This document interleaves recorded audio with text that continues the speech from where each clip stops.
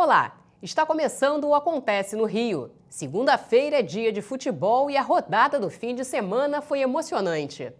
Vamos começar falando do Fla-Flu, Aline? Vamos, merece, né, Ingrid? Dois jogadores que vinham se destacando no Flamengo, o Ilharão e o Rafael Vaz, vacilaram. Primeiro, o Ilharão fez um gol contra, depois o Rafael Vaz entregou de bandeja o gol para o Richarlison. A gente falava aqui na segunda-feira passada que o Richarlison ainda não tinha feito um gol com a camisa do Fluminense. Ele fez o gol, chorou, se emocionou, porque afinal de contas fazer gol num clássico é muito melhor, né? Boa notícia para o Flamengo é que o Guerreiro voltou e chegou já fazendo gol. Vamos ver se ele vai continuar, né? Tá com proposta da China. Vamos ver se ele continua no Flamengo. E o Botafogo, hein, Aline? Quem imaginava que fosse vencer o Internacional lá no Beira-Rio? Pois é, Ingrid, mas você lembra, né? Eu falei, o Botafogo perdeu para o Corinthians na outra rodada, mas tinha jogado bem e jogou super bem contra o Internacional. E olha que o Inter estava valendo a liderança, porque o Palmeiras perdeu para o Cruzeiro no sábado e se o Inter vencesse, ia assumir a liderança do Brasileirão, ou seja, foi com tudo para o jogo, mas o Botafogo teve uma postura impressionante, jogou super bem. Se tivesse jogando assim desde o início, não estaria na zona de rebaixamento, agora ele está fora. É o primeiro fora, mas ainda corre o risco, a situação não é confortável. A ótima notícia é que o Camilo estreou e estreou com estrela, fazendo um gol, um golaço. O Pimpão ainda vai entrar, já está liberado para jogar, já deve enfrentar o Atlético Mineiro. E eu gostaria de destacar também o Sidão. Fez uma defesa maravilhosa ali no fim do jogo, mas fez outras belas defesas também e está fazendo papel direitinho ali, cobrindo o Jefferson, está agradando a torcida. Os vascaínos também estão tirando onda, né, Aline? Que golaço do Andrezinho. Você viu, Ingrid? Que golaço, né? Um gol olímpico do Andrezinho, venceu o CRB 2-1 e tem um atacante vindo para o Vasco, viu? O Leandro Damião. Tá ali, a negociação já está bem adiantada, é só negociar ali com o Santos. O Leandro Damião, que estava no Betis, não deu muito certo lá, o contrato dele acaba agora, daqui a 3 dias, dia 30 de junho, ou seja, pode estar pintando aí em São Januário, mais uma boa notícia para os vascaínos também. Aline, a gente não pode deixar de falar do assunto do dia. O Messi perdeu o pênalti e o título da Copa América, né? Coitado, né, Ingrid? Olha, eu não sei o que acontece com o Messi na seleção, que não dá sorte, é uma zica danada. Agora, o curioso é que o Chile foi bicampeão e só se fala no Messi.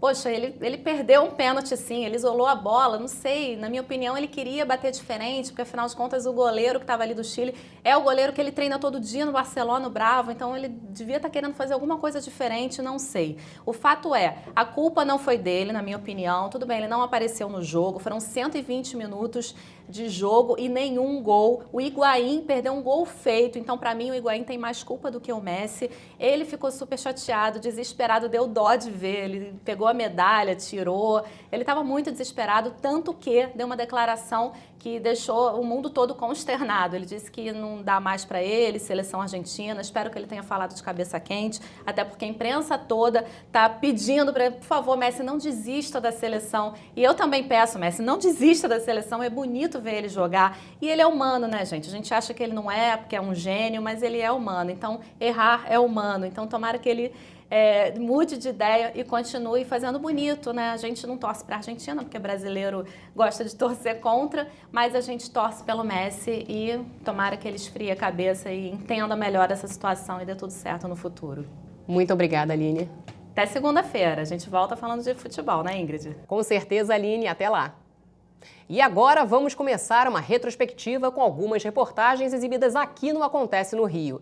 Nesta primeira, a jornalista Aline Bordalo mostrou que o horário integral nas escolas já foi implantado no Brasil, mas não vingou. Agora, com o nome Turno Único, o horário integral volta em algumas escolas do município. Imagine um lugar onde a taxa de analfabetismo é 0 e a evasão escolar de apenas 3%. Utopia? Não, esse lugar existe. É a Coreia do Sul. Um dos segredos do sucesso do melhor modelo de ensino do mundo é o tempo que os alunos passam na escola. Na década de 20, um professor brasileiro quis importar o modelo que já dava certo lá fora. Anísio Teixeira foi o autor do movimento Escola Nova. Como secretário de Educação, fez uma reforma na rede de ensino do Rio. Décadas depois, o professor Darcy Ribeiro e o governador Leonel Brizola se inspiraram nas ideias de Anísio para criar os CIEPs, Centros Integrados de Educação Pública. Os alunos passavam o dia na escola, onde faziam as 3 refeições. Mas os governos seguintes acabaram com o horário integral. Até que em 2010, o vereador Jorge Felipe criou o projeto Escolas do Amanhã, compartilhado por outros 50 vereadores e sancionado pelo prefeito Eduardo Paes. Era a volta do conceito dos CIEPs. Talvez se lá atrás o projeto dos CIEPs tivesse continuado, talvez a gente tivesse um Rio, um Brasil melhor hoje. Infelizmente ele foi interrompido, então eu espero que as escolas em tempo integral sejam um compromisso dessa cidade com a sua gente, com as suas crianças. Atualmente, 21% dos alunos do município estudam em turno único. A expectativa é que até o fim do ano este número chegue a 35%. Para que uma escola siga esse modelo, é preciso que professores e diretores passem por um período de preparação e que ela tenha um bom espaço físico, para que os alunos possam fazer outras atividades. A carga horária é de 7 horas diárias. Algumas disciplinas, como matemática, português e ciências, ganham mais tempo. E outras, chamadas de eletivas, entram no currículo. É o próprio estudante que escolhe as aulas que irá assistir no segundo período do dia. O aluno nessas escolas é o protagonista. Ele tem uma importância maior, por isso ele gosta muito dessa escola. Tem projeto de vida, uma disciplina que ele fica com o professor tutor que orienta ele. Ele é muito novo ainda, mas ele já desenhou um pouco o que ele quer ser na vida, então esse professor orienta ele. Então ele já vê que a escola tem uma importância para o futuro dele. Então, e essa questão, assim, ele passa a ver a escola de uma outra forma, ver que a escola está pavimentando o futuro dele. Nós também temos estudo dirigido, o professor tutor fica com um grupo pequeno de alunos orientando onde o aluno tem mais dificuldade, menos dificuldade. E também nessas escolas, nesses ginásios, todos eles têm uma disciplina chamada eletivas, que aí o corpo de professores, com a diretora e os alunos, veem que tipo de disciplina alternativa que os alunos podem ter, que tem a ver com o perfil da escola. Nós temos ginásios que se dedicam à música, outros que se dedicam a artes cênicas, outros se dedicam a novas tecnologias. Então, é uma forma de o aluno, a gente colocar esse mundo atual presente na escola e o aluno dentro da escola poder se desenvolver e ampliar seu universo cultural também. Em fevereiro, foram inauguradas as unidades do Complexo da Maré. Jorge Felipe participou do evento e falou da importância do ressurgimento das escolas de turno único. O exemplo que nós estamos dando de escola de turno único vai proporcionar que a segurança para as crianças na escola, desde as 15 para as 7 até as 5 horas da tarde, proporcionará aos pais também a oportunidade de trabalhar fora, o pai e a mãe, com a convicção de que seu filho está ali, protegido, abrigado pelo poder público. E, além de tudo, naturalmente, pela qualidade do ensino, que é numa escola de tempo integral. Com a carga horária de 40 horas semanais, eles conseguem se dedicar a apenas uma escola, sem precisar dar aulas em várias. O professor ficando o dia inteiro na escola, eu acho que o bacana disso é que se o outro sai e ele fica, ele sabe exatamente onde o aluno está. Então a gente tem um trabalho muito alinhado. Enquanto eu estava com eles em assembleia, os professores estavam em planejamento. Planejamento primeiro geral, depois por grupos, e em cima das orientações curriculares, em cima dessa proposta, porque é uma escola que não pensa só no conteúdo, ela também pensa numa educação para valores. Os alunos estão empolgados com a nova experiência. O aluno pode ter a maior dificuldade, mas eles querem o bem do aluno. No ensino integral a gente aprende mais, a gente está sendo preparado para um ensino de qualidade, como Fiocruz, Faetec. Quem não gostava de ficar muito tempo na escola era o adolescente, né? É natural da idade, aluno é rebelde, aluno não quer, acha a escola desagradável, chata, como eles falam. Mas esse desenho que a gente fez dessa escola voltada para ele, fez toda a diferença, porque mudou a concepção. Quer dizer, não é o aluno que se adapta à escola, a escola é que se adaptou ao aluno. Então a gente percebeu, a gente foi fazendo isso ao longo do tempo, vendo das experiências dos países mais desenvolvidos, como é que eram essas escolas, por que essas escolas lá, o ensino tinha mais sucesso. Então a gente fez uma série de estudos e percebeu o seguinte, a escola tinha que ser uma escola que oferecesse atrativos para o aluno, quer dizer, o aluno pudesse ter uma certa liberdade dentro dela, mas com regras. E a gente está fazendo isso de forma muito boa e a gente percebe que essas escolas estão dando muito certo, porque o aluno gosta de ficar lá, o aluno tem um aprendizado mais consistente. E é muito interessante, quando a gente vai à formatura do 9º ano, que é o último ano nosso, é uma choradeira incrível, porque e agora? Eu encontrei uma escola que eu gosto, e agora que eu vou fazer? Até o fim de 2016, 100 escolas do futuro serão inauguradas no Rio. E pensar que a solução estava lá no passado. Na reportagem a seguir, você vai ver que a realização dos Jogos Paralímpicos no Rio colocaram em evidência um problema antigo na cidade: a falta de acessibilidade. Para tentar adaptar os pontos turísticos e outras áreas de grande movimento aos portadores de necessidades especiais, a Prefeitura lançou o projeto Rotas Acessíveis. Conhecer alguns cartões postais da cidade não será apenas uma exclusividade dos atletas que estão chegando. A Vista Chinesa já está acessível para todos, como para o cadeirante Tiago, que está aqui pela primeira vez. Eu estou vendo como é que está, né, em relação à acessibilidade, né? Em relação à rampa, em relação a banheiro sanitário. É a primeira vez que estou vindo. Vamos ver, né, como é que está aqui. Mas já esbarramos no primeiro problema. Sempre faltando alguma coisinha, né? E esses são os detalhes. Chegando aqui, olha aqui, não tem acesso para mim conseguir chegar até na mesa. Se caso eu for fazer um lanche, eu botar uma bolsa, algum acessório, eu não posso, entendeu? Porque eu não tenho. A falta de rampa aqui, esse é o detalhe que está faltando. O segundo problema detectado é a falta de um banheiro. O mais próximo fica a quase 4 quilômetros e a porta é estreita e sem acesso para o cadeirante. Nós estamos falando de uma cidade tombada. Isso aqui é um monumento histórico, nós não podemos fazer modificações no projeto original, mas temos que sim, como o Tiago levantou, tentar arrumar soluções, acessibilidade móveis, de forma que ele possa acessar a todos os pontos.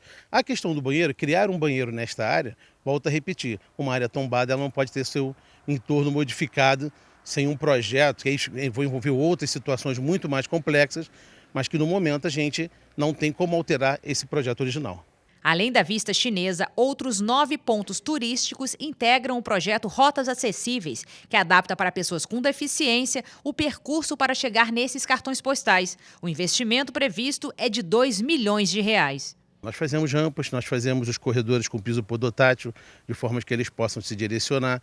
Pensamos nos obstáculos, retiramos os obstáculos que tem no caminho, que muitas vezes você tem bancos, frades que geram uma dificuldade muito grande. Então esse é o foco principal. Os Jogos Paralímpicos terão apenas 12 dias de duração, mas o evento tem sido uma oportunidade de chamar atenção para as dificuldades que os portadores de deficiência passam diariamente na cidade. Transporte público, falta de sanitários adaptados na cidade, entendeu? Falta de rampas. Acessibilidade, principalmente, o que é o legado da Olimpíada, é oferecer o melhor para o nosso cidadão. Então, o que nós fizermos agora, que ele possa ser muito bem utilizado pelo nosso cidadão e também pelo turista que vai visitar a cidade. A rotina estressante afasta muitos motoristas de ônibus do trabalho. Eles estão à beira de um ataque de nervos. O seu sistema nervoso fica abalado, não fica normal. Você pode vir tranquilo, sair de casa relaxado, tranquilo, mas chega no final do dia, o trânsito te deixa muito estressante. Mas também deixam muitos passageiros irritados. Às vezes a gente nem entrou direito, não segurou direito, ele sai rapidamente, sem esperar. Diante das reclamações dos dois lados, o clima de alta tensão viaja de carona nos ônibus do Rio. Entre os rodoviários, as baixas são visíveis. Um levantamento do Ministério do Trabalho constatou que os motoristas de ônibus da região metropolitana do Rio são os que mais sofrem com o estresse no país. Em 2 anos, 35.543 foram afastados por licença médica, contra 23 mil dos rodoviários da Grande São Paulo. A média de dias sem trabalhar no ano por licença médica no Rio chega a 214, contra uma média de 202 dias em São Paulo. De acordo com o Sindicato dos Rodoviários, os casos de estresse começaram a aumentar há 5 anos, quando muitas empresas de ônibus adotaram a dupla função para o motorista, que além de dirigir, passou a dar o troco aos passageiros. Muitos ônibus agora funcionam assim, com 2 roletas, mas que têm que ser controladas pelo próprio motorista. A dupla função, segundo os motoristas, veio para aumentar a irritação da categoria, já revoltada com o trânsito caótico do Rio. A gente motorista começa a trabalhar sem troco, tá me entendendo? A empresa ela não fornece para nós o troco. Nós tiramos do nosso bolso o troco para poder trabalhar.